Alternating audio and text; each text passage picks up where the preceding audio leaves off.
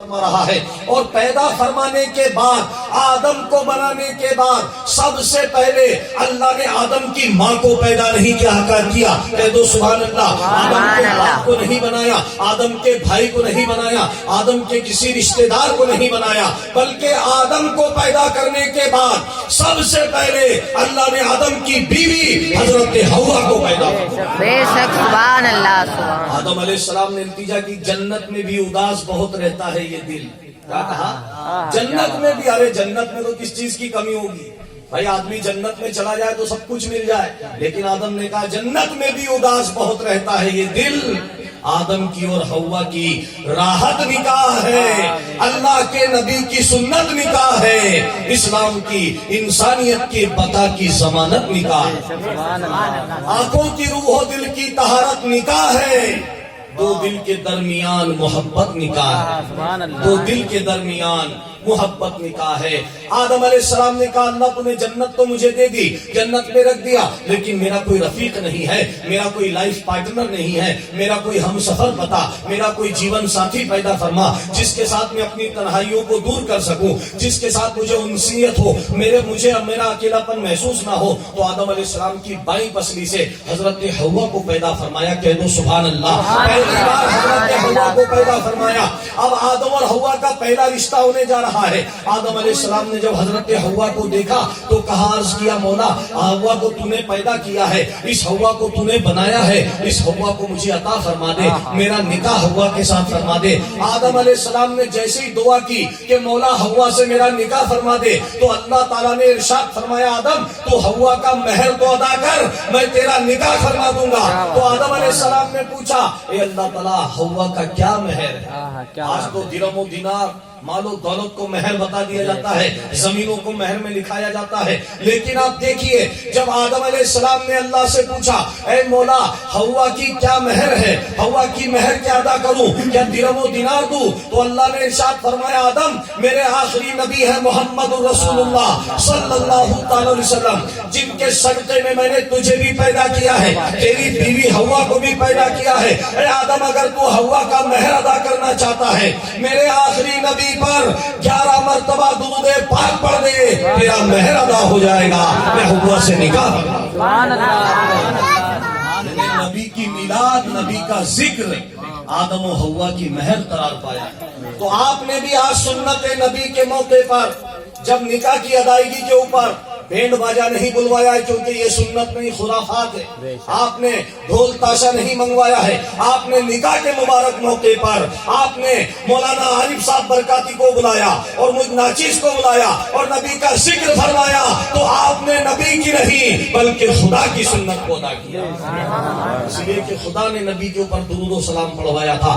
آدم علیہ السلام نے جب درود و سلام پڑھا اور حوا علیہ السلام حوا رضی اللہ تعالیٰ عنہ کا نکاح آدم کے ساتھ ہو گیا۔ اب آپ دیکھیے دنیا کا پہلا نکاح ہے، دنیا کا پہلا نکاح ہے، حضرت آدم علیہ السلام پہلے دلہا بنے ہیں، حضرت حوا پہلی دلہن بنی ہے، اور نکاح پڑھانے والا قاضی خود خدا پاک ہے، خدا رحمان ہے۔ آپ نے نکاح تو پڑھا دیا، لیکن جب آدم علیہ السلام نے پھل کھایا تو پھل کھانے کی پاداش میں ان کو زمین پر نازل کیا گیا۔ اب یہاں پر حضرت نے بھی ایک بات سمجھائی ہے، میں بھی ایک بات آپ کو سمجھاتا چلوں کہ نبی جتنے بھی ہوتے ہیں وہ معصوم ہوتے ہیں۔ کیا ہوتے ہیں؟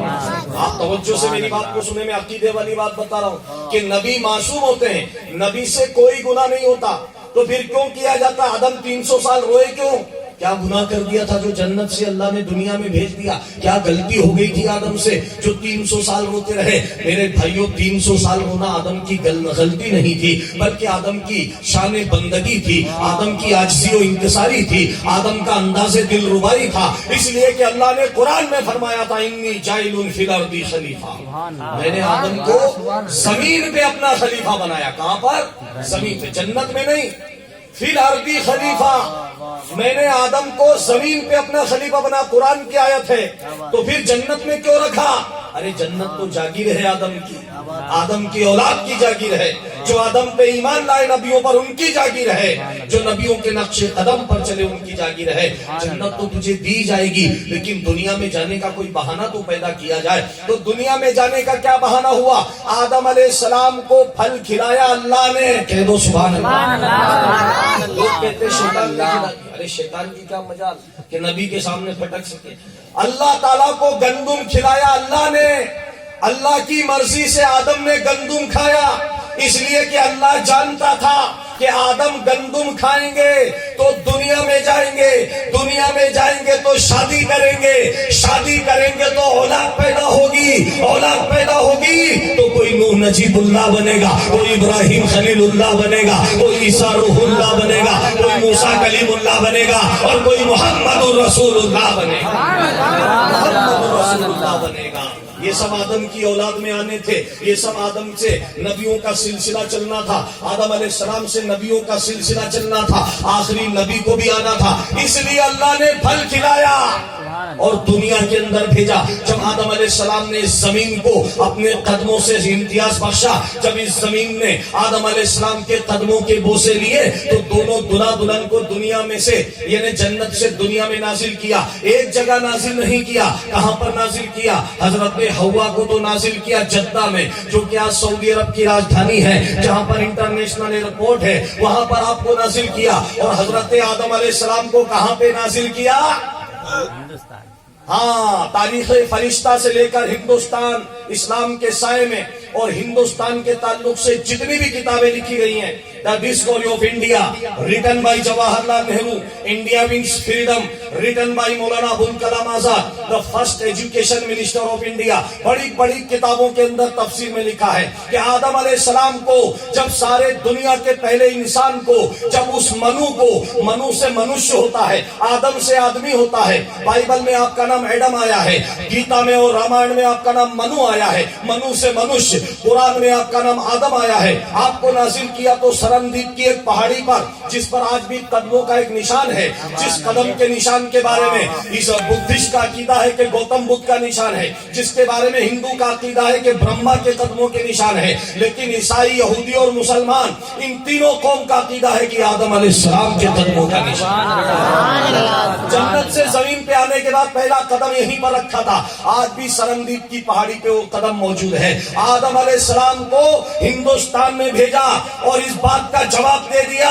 کوئی یہ نہ کہے کہ پاکستان سے آئے ہیں، کوئی یہ نہ سمجھے کہ ایران سے آئے ہیں، کوئی یہ نہ سمجھے کہ سعودی عرب سے آئے ہیں. ارے سب سے پہلے اگر جنت سے مسلمان آیا تو ہندوستان میں آیا. سب سے پہلے نماز پڑھی گئی تو ہندوستان میں پڑھی گئی. کہہ دو سبحان اللہ. سب سے پہلے اذان دی آدم نے تو ہندوستان میں دی. سب سے پہلے نماز پڑھی تو آدم نے ہندوستان میں پڑھی. یعنی کہ سعودی عرب میں نبی بعد میں آئے، فلسطین میں نبی بعد میں بھیجوں گا. اللہ نے اپنے فیصلے سے ثابت کر دیا. عرب میں نبی بعد میں بھیجوں گا، مصر کے اندر نبی بعد میں بھیجوں گا، سوڈان کے اندر نبی بعد میں بھیجوں گا، افریقہ کے اندر نبی بعد میں بھیجوں گا، یورپ کے اندر نبی بعد میں بھیجوں گا، کعبے کے اندر نبی بعد میں بھیجوں گا.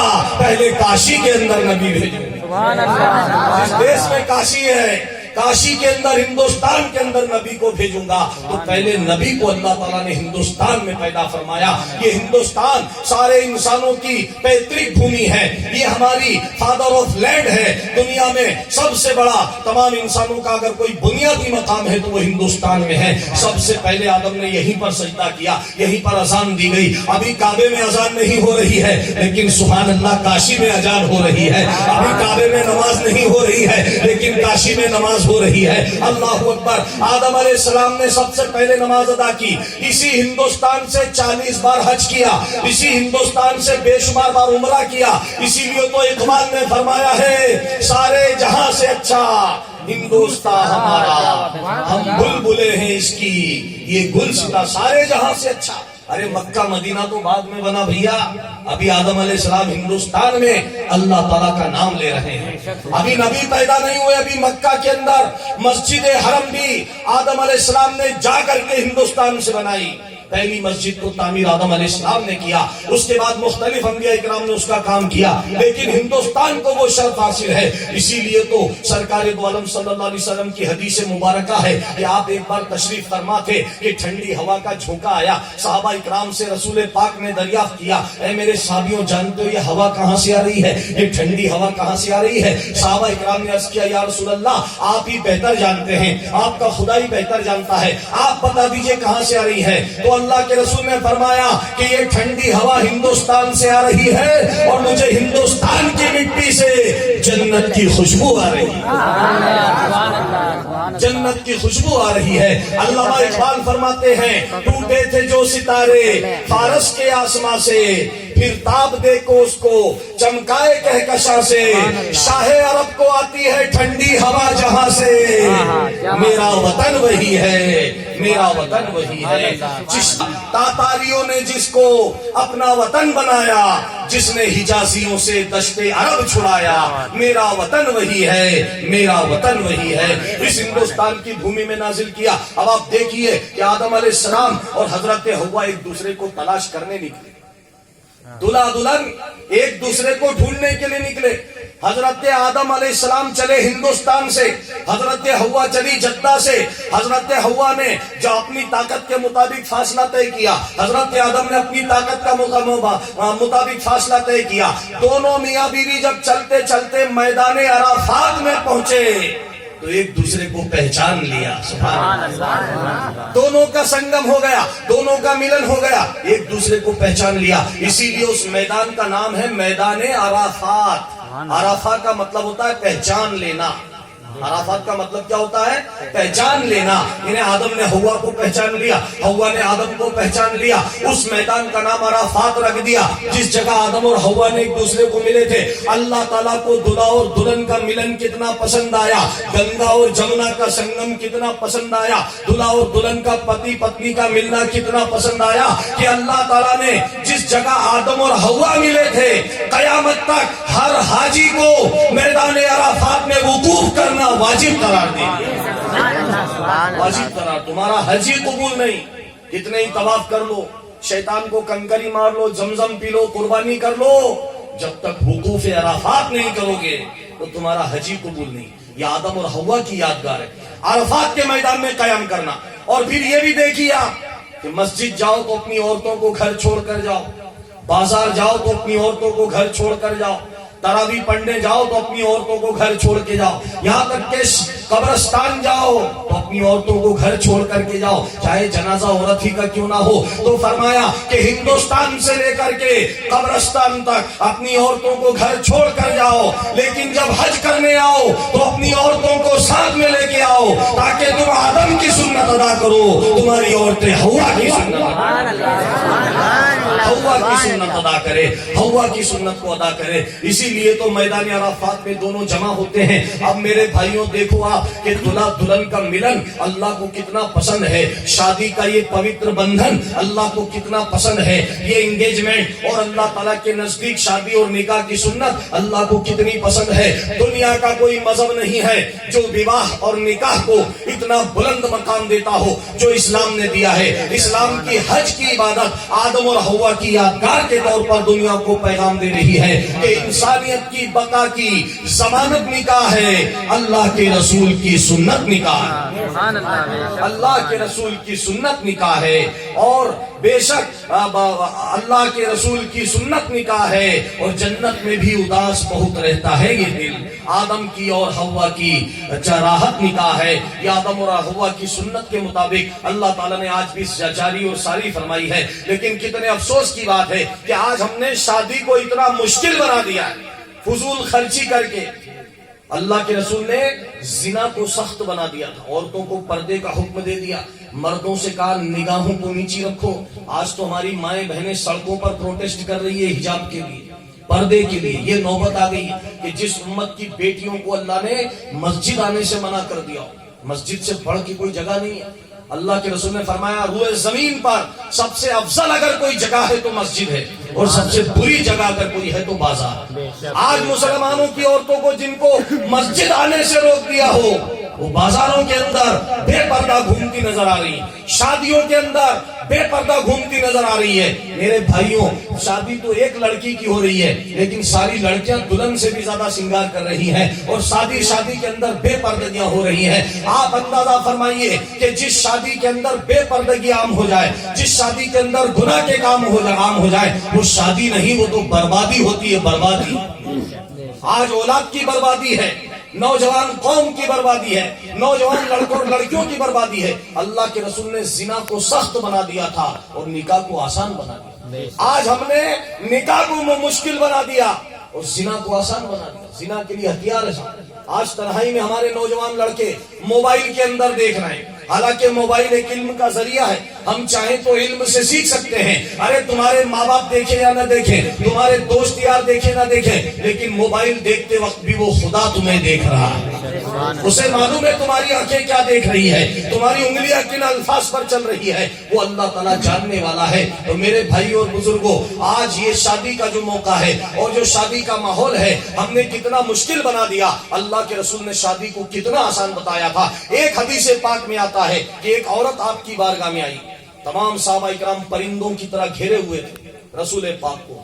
آپ منبر پہ تشریف فرما مسجد نبی کے اندر، ایک عورت آئی جو نقاب میں اپنے آپ کو ڈھکی ہوئی تھی، اس نے سلام کیا آپ کی بارگاہ میں، اور سلام کرنے کے بعد کیا، یا رسول اللہ میں اپنے آپ کو ہبا کرتی ہوں، یعنی آپ کو میں اپنے آپ کو ڈونیٹ کرتی ہوں، آپ کو میں وقت کرتی ہوں اپنے آپ کو۔ قرآن پاک میں ہے کہ اے نبی کوئی عورت اگر تمہیں ہبا کرے تو آپ اس سے نکاح کر سکتے ہیں، یہ صرف نبی کے لیے جائے، امت کے لیے اس کی اجازت نہیں۔ اللہ کے رسول کو جب اس عورت نے کہا میں اپنے آپ کو ہبا کرتی ہوں، آپ خاموش رہے، مجمع کی طرف دیکھ کے آپ نے ارشاد فرمایا کوئی شخص ہے جو تم میں نکاح کی تمنا رکھتا ہو؟ سبحان اللہ۔ ایک صحابی رسول جن کے کپڑے بھی سلامت نہیں تھے، پھٹے حال تھے، وہ کھڑے ہو گئے، یا رسول اللہ اگر آپ کی اجازت ہو تو میں نکاح کی تمنا رکھتا ہوں۔ اللہ کے رسول نے ان سے پوچھا کہ کیا تمہارے پاس مہر کے لیے کچھ رقم ہے، درہم و دینار ہے؟ اب درہم و دینار کہتے ہیں سونے چاندی کے سکوں، درہم و دینار۔ تو کہا یا رسول اللہ میں تو غریب آدمی ہوں، میرے پاس کہاں سے ملیں گے درہم و دینار؟ اللہ کے رسول نے کہا جاؤ اپنے گھر جاؤ، رشتہ داروں میں جاؤ، کہیں کچھ ہو تو ایک درہم یا ایک دیناری لے کے آؤ تاکہ تمہارا نکاح ہو جائے۔ اب وہ صحابی رسول جاتے ہیں، اپنے گھروں میں جا کر اپنے ایکٹے ٹٹول کر کے واپس آتے ہیں، یا رسول اللہ مجھے سونا چاندی تو دور کی بات ہے، کوئی لوہے کا سکہ بھی نہیں ملا، اللہ لوہے کا بھی سکہ نہیں ملا، لیکن پھر بھی نکاح نہیں رکا۔ آج مال و دولت کو اور بینڈ باجوں کو کمپلسری سمجھ لیا گیا ہے، گانے باجوں کو کمپلسری سمجھ لیا گیا، آج شادیوں میں فضول خرچی کو لازم سمجھ لیا گیا، قرضہ لے لیتے بیاج بٹنے کا، ارے صاحب شادی کرنی ہے، کپڑے سلوانا، یہ ان کے پاس سونے چاندی کا سکہ نہیں تھا، یا رسول اللہ مجھے لوہے کا سکہ بھی نہیں ملا، لیکن کیا نکاح رک گیا؟ نہیں۔ اللہ کے رسول نے پوچھا کہ کیا قرآن پاک کی فلاں فلاں صورتیں تمہیں یاد ہے؟ انہوں نے کہا ہاں یا رسول اللہ مجھے یاد ہے۔ آپ نے ارشاد فرمایا میں نے اس عورت کا نکاح اس مہر پر تمہارے ساتھ کر دیا کہ قرآن کی جتنی صورتیں تمہیں یاد ہے وہ تم اسے یاد کروا دو، اسے یاد کروا دو۔ نکاح ہو گیا، دونوں رخصت ہو گئے۔ اب میرے بھائیوں دیکھو چلتے چلتے نکاح ہو گئے، نہ پیسے کی ضرورت پڑی، نہ کسی لوازمات کی ضرورت پڑی، نہ نئے کپڑے سلوانے کی ضرورت پڑی۔ کتنا آسان تھا اللہ کے نبی کے زمانے میں نکاح کہ آپ نے قرآن کی صورتوں کا تبادلہ کروانے کی شرط پر مہر ادا کروا دی اور نکاح کو مکمل کر دیا۔ اور آج ہمارا اور آپ کا کیا حال ہے؟ آج دیکھیے مسلمانوں کی پریشانی کا حال، آج آپ دیکھیے مسلمانوں کی پریشانی کا حال۔ آپ درود پاک پڑھے، اللہم صلی علی سیدنا مولانا محمد وعلی آلہ وسلم، صلاۃ و سلام علیک یا رسول اللہ۔ خواجہ خواجگان خواجہ معین الدین چشتی سنجری اجمیری کا یہ مہینہ ماہ رجب ہے، مولا علی کی ولادت کا مہینہ ماہ رجب ہے۔ حضرت امام جعفر صادق رضی اللہ تعالیٰ عنہ جن کی کنڈوں کی نیاز اسی ماہ مبارک میں واقع ہوتی ہے اور نبی کی معراج اسی ماہ مبارک میں واقع ہوتی ہے۔ میں صرف اپنی بات کو سمیٹتے ہوئے آپ کے سامنے بیان کروں گا کہ آج جو حالات چل رہے ہیں، آج ان حالات کا ذمہ دار کون ہے؟ آج جو ہمارے حالات چل رہے ہیں مسلمانوں کے پوری دنیا کے اندر بالعموم اور ہندوستان کے اندر بالخصوص، کبھی حجاب کے نام پر، کبھی 3 طلاق کے نام پر، کبھی NRC کے نام پر، کبھی موب لنچنگ کے نام پر، کبھی کسی اور فتنے کے نام پر، آج مسلمانوں کو یہ ذہن میں سوال پیدا ہوتا ہے کہ کیا ہمارا نشان مٹ جائے گا؟ کیا ہمیں اسی طرح پریشان کیا جائے گا؟ کیا ہندوستان میں رہنا دشوار ہو جائے گا؟ لیکن بزرگان دین نے فرمایا ہے کہ ایک طاقت مسلمانوں کے پاس ایسی ہے جو توکل علی اللہ، یہ جو بھی ہوگا اللہ کے حکم سے ہوگا، اس کے حکم کے بغیر پتا بھی نہیں ہل سکتا۔ غریب نواز جب ہندوستان میں آئے تھے، پرتھوی راج چوہان کو جوتیشوں نے بتا دیا تھا۔ پرتھوی راج چوہان نے پوچھا کہ کیا میری سلطنت و حکومت ہمیشہ قائم رہے گی؟ تو جوتیشوں نے، نجومیوں نے بتایا کہ تیری سلطنت میں مکہ مدینہ عرب کی جانب سے ایک فقیر آئے گا جو تیرا نام و نشان مٹا کر کے رہے گا. ایک فقیر جس کے پاس نہ فوج ہوگی نہ تلوار ہوگی, نہ کوئی وہ فوج لے کر آئے گا, نہ گھوڑے اور لشکر و تلوار لے کر آئے گا. اللہ اکبر. جب اسے کہا گیا تو کہا اس کا علاج کیا ہے, اس کا اپائے کیا ہے؟ اس نے کہا کہ اس کا اپائے یہ ہے, اس فقیر سے چھیڑ چھاڑ مت کرنا, اس فقیر سے مت الجھنا, اس لیے کہ فقیر اللہ تعالیٰ کی طاقت سے آئے گا, اسے اپنا کام کرنے دینا, تو اس سے پنگا مت لینا ورنہ تیری حکومت نیست و نابود ہو جائے گی. تو میرے بھائیوں, فرعون نے بھی یہی سوچ لیا تھا کہ میری حکومت کو کوئی نہیں گرا سکتا, میری حکومت کو کوئی نہیں مٹا سکتا. فرعون نے خدائی دعویٰ کر دیا تھا کہ میں تمہارا سب کا خدا ہوں, میری پاس بھی عبادت کرو, یہ تمام خدا جو پتھر کے بنائے ہوئے ہیں, چاند ستاروں کی پوجا نہ کرو, میں سب سے بڑا خدا ہوں, میری خدائی میں میری عبادت کرو. فرعون نے اپنے درباریوں سے کہا کہ بتاؤ میری سلطنت کا سکہ اسی طرح چلتا رہے گا یا مجھے زوال آ جائے گا؟ تو فرعون کے درباریوں نے کہا کہ حضور والا, آپ کی حکومت میں ایک بچہ ایسا پیدا ہوگا جو آپ کی حکومت کو مٹا کے رکھ دے گا. اب فرعون کے پاس ستا تھی, پاور تھا. آج کے فرعون بھی ستا کے اندر, گھمنڈ کے اندر چور ہو گئے اور جنتا کی آواز کو کچل رہے ہیں.